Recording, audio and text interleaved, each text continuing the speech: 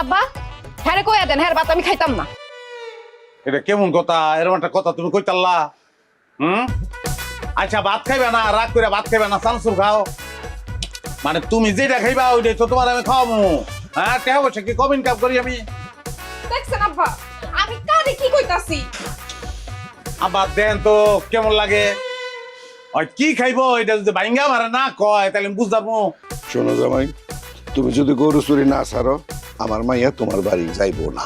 এটা একটা বেবুজের মতন কথা কইলেন না আপনি। হ্যাঁ গরু চুরি যদি আমি না করি আপনার মাইয়ারে কি খাওয়াবো আমি?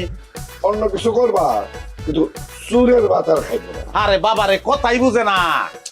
ভাত খাইবো না গেলি আমি কি ভাত চুরি করি? গরু চুরি করি, গরু খাইবো না। ভাত খাইতে তো কোনো অসুবিধা নাই, তো কোনো প্রবলেম দেই না আমি। আমার মাইয়া যেটা কইছে সেইটাই ফাইনাল কথা। হ্যাঁ তোমার ভাত খাইতো না। হ আমার শেষ কথা, আপনার চুরি ছাড়তে হইব নাইলে আমি আপনার লগে সংসার করুম না।